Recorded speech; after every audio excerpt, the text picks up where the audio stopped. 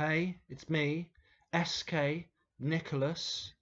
I was thinking, already digressing, don't care. I never say it's me, SK Nicholas. It's me, SK, pause, Nicholas. Don't know why I do that, but I just thought I'd bring it up anyway. Absolutely pointless. Yeah, another video. I don't really have sort of like a key word for this one. I'll probably I'll read something from the second journal in a bit. But there was a quote I saw yesterday, and I put it on my Instagram. And I'm lazy; I can't be bothered to read it out. It's on Instagram if you know if you want to see it. But the quote was about sort of the graft that you put in terms of the creative act. This person, this guy was kind of saying that when you begin doing something, how so many people kind of just drop out because they don't achieve sort of success. They're turned off by the struggle. And I guess I'm just going to draw upon my own kind of history in terms of my kind of writing, my sort of writing background, which I've kind of touched upon before. But when I started the blog kind of about 3.5 years ago, I didn't start off it thinking I was going to work on a journal. In terms of the first journal, shameless plug, literally up until probably about 3/4 of a way through, I didn't know that I was going to work on a journal. I genuinely was just blogging. It was only when I got to, yeah, the last 6 months, this is 2 years, when I got to the last 6 months, I thought, oh, I could put this in, I could actually publish this. So yeah, when I started off blogging, there was no journal that I was working towards. There was nothing like that. I was just I was blogging. I was writing. I was just doing it. And I guess subconsciously I knew what I was doing, but on the surface I didn't really have a game plan. There was no game plan. I wasn't kind of thinking, right, in 2 years I'm going to put the first journal out. Then the year after that another journal, then another journal, and then whatever. There was none of that. I was just blogging. I was just writing, and the stuff I was doing at the beginning was kind of okay. There was some decent bits and pieces in, but overall there was there was no game plan. There was no. I wasn't working towards anything. I was just writing because I wanted to become a better writer, and that for me it's such a biggie. It's such a biggie. Writing just because you want to become a better writer, just constantly going at it. And it's telling someone that that isn't part of that, isn't into the creative act, that isn't part of that scene. Telling someone that that's kind of what you're doing, kind of so foolish. They kind of think, well, what? Why are you doing this? But I think for me, I kind of at that point I thought, fuck it, I'm just gonna do it. And as I've mentioned, so much of the stuff I was coming out with a few years ago was so shit, so shit. It was just flat and abstract. And the first journal obviously a selection of all the good stuff. And even the good stuff has been really, really sort of heavily edited. So when I was sort of again when I was producing this stuff, when I was writing this stuff a few years ago, there was so much crap. There was so much crap, and I was kind of aware of that at the time. But I kind of just wanted. I felt like I needed to do it. I needed to just keep on going at it. And I think it's so important, isn't it? That even if you come out with stuff and you're not particularly that happy with it, you've just got to keep doing it. You've got to keep doing it and try and get better and better and better and better. And it's it's difficult. I'm immensely proud of what I've achieved so far. I mean, in the grand scheme of things, I've achieved very little. I've published 2 books myself. And obviously I've got a blog and all the rest of it, and I've met some great people along the way. But in the grand scheme of things, it's nothing. It's minute, really. But even then, it's taken so much hard work. It's unbelievable when I think back and I think about all the days, all the weeks, all the months, now years that I have put into to blogging every day, that I've put into writing, that I've put into trying to achieve something, trying to improve myself, trying to become better. It's scary. It scares me. And when I came out of a relationship 2 years ago, I kind of made that decision. I just thought, you know what? I'm just gonna I'm just gonna throw myself into it. I'm gonna go down that rabbit hole. I'm just gonna really kind of throw caution to the wind, and I'm just gonna give it all to the creative act. And again, probably a lot of people have thought that was kind of stupid, especially when there's no guarantee of success at the end of it. But I think if you feel it and if you want it, you have to do it. But it's scary when I look at all of the time and effort I've put into writing. It really scares me now. And it's not just it's not just how long it takes to write a piece. You know, sometimes when I blog, it doesn't take that long at all really to write something. But it's being in that constant sort of state of emotional turmoil. That's what it is. It drains you. It really fucking drains you. I remember before I kind of got into blogging and before I got my WordPress and all the rest of it, I didn't spend that much time writing when I was just focusing on a novel, and I was quite sort of laid back. I was quite sort of carefree, and when I think about the relationships I was in at the time, I think, my God, I was so sort of just I was just so sort of, yeah, just so sort of carefree in that sense.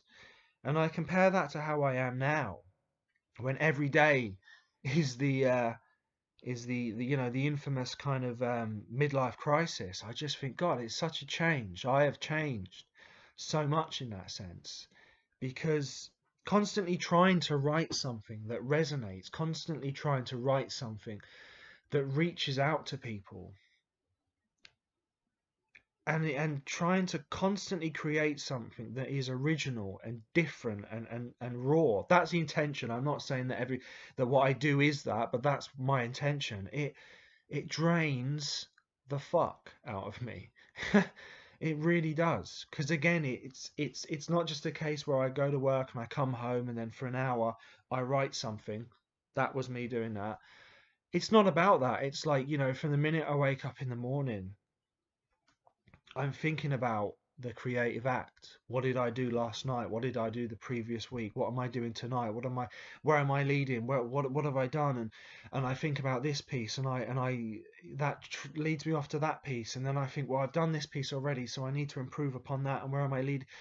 Just constantly, constantly, constantly. It's so draining. And I said, if I could live my life again, I wouldn't do this. Not a chance. I would do something far easier. But again, I think that if you want something, if you have that passion for something, if you know that you're good at something and you really want it, then you kind of just sort of you do it. Again, there was no kind of real goal, that I had in mind with this video. I just wanted to kind of, yeah, maybe even if just for my own sake, just to sort of hear myself say these words and to think, yeah, God, it's it's an incredible euphoric experience, to put down into words your thoughts and feelings, to reflect on your life, on relationships, past relationships, and all the rest of it. It's incredible. It's absolutely incredible. It's such a journey, and yeah, it's draining. And I think I could probably, if I really wanted to, I could knock out bullshit pieces. I could knock out pieces that were like, you can do it if you really try. I've seen, I'm not gonna sound like a bitch, but there's a really famous blogger out there. I mean, I say famous blogger, he's got a mental following, absolutely mental following. And I followed him when I first started, And I remember kind of reading his pieces, and every single piece that he would put out there would just have hundreds upon hundreds of comments and thousands of likes and whatever. But what he was actually writing about was really basic stuff. It was always the "you can do it" kind of thing. It was always the, you know, you will struggle, but you can do it. And he just got so much interaction, and I think that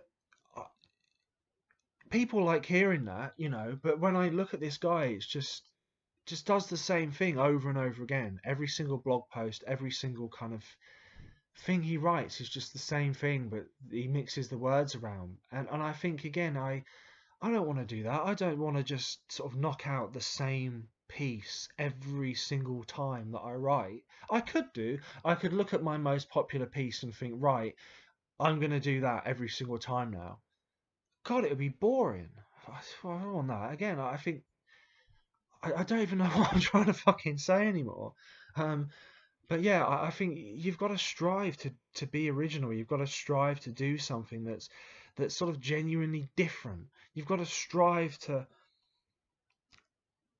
be an icebreaker. Strive to break through, to peer through and beyond the veil, as I've mentioned in my words. Don't just sort of settle for mediocrity, and don't just kind of knock out the same shit. Again, I'm not saying that everything I do is original and absolutely fantastic, but God, just take a chance, and even if it does leave you a broken, haggard mess like I am, fuck it, that you pass the point of no return. So yeah, it's scary. Again, when I look at the first couple of journals and I kind of see oh, it's got a little bit of a bend in it.